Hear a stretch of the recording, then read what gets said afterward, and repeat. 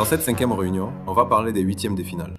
Je n'ai même pas de mots. On a vécu de toutes les couleurs lors de ces huitièmes de finale. On a une bonne et une mauvaise nouvelle. La mauvaise nouvelle, c'est que notre grand frère Égypte a joué hier contre l'Argentine. Dans un match qui était tellement intense, Égypte menait 2-0 jusqu'à 12 minutes de la fin du match. Toute l'Afrique retenait son souffle. Ensuite, la descente aux enfers. Je préfère donner la parole au grand frère lui-même, qu'il nous dise ce qui s'est passé et comment il l'a vécu. Famille, j'ai bien commencé le match, je menais 2-0, je maîtrisais mon match et ça a basculé du mauvais côté. Wallah, je vous ai dit quand il y a Messi, ça doit être illégal de jouer. Wallah, il est trop fort. Ça là, il a juste eu le Sénégalaria quoi. C'est quoi? C'est maladie du Sénégal contre la Belgique. C'est quand tu mènes 2-0 et tu te fais marquer 2 buts en moins de 5 minutes.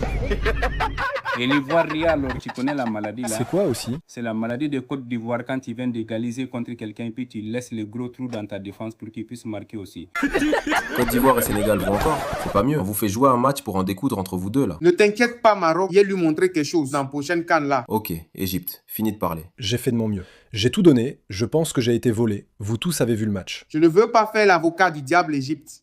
Mais sur quelle décision tu as été volé? Moi, je pense que le football est ainsi. Il y avait 5 arbitres français.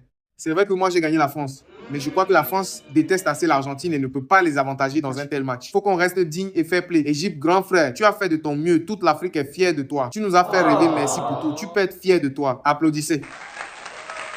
Égypte, je rejoins un peu Côte d'Ivoire. On a vu comment tu t'es battu et tu nous as rendus fiers. C'est ça le plus important. Maintenant, ceux qui pensent que tu t'es fait voler, ils sont libres de penser. Mais le football, c'est réunir et non diviser. Et pour ça, faut savoir rester fair play. Déjà que quand Sénégal était sorti du terrain, on ne renvoyait pas une bonne image. Là encore, faut être fair play. Vous avez raison, merci beaucoup pour vos différents points de vue. Egypt, you represented Africa well. It's normal that you feel like you were robbed. That's football. Africa is proud of you, my brother. On va maintenant parler de la bonne nouvelle. J'ai gagné le Canada 3-0 la famille.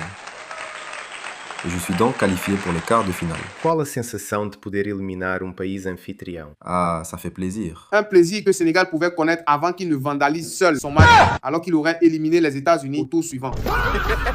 La famille. Et devinez contre qui je joue en quart de finale. La France. Ah, mais c'est mon petit lui là. Tu sais quoi, ne fait aucune stratégie. Quand un joueur français t'approche, dis juste Côte d'Ivoire, ils vont te laisser marquer. Eux, ils me connaissent haï. Petit match amical, ils t'ont laissé gagner là, on ne respire plus.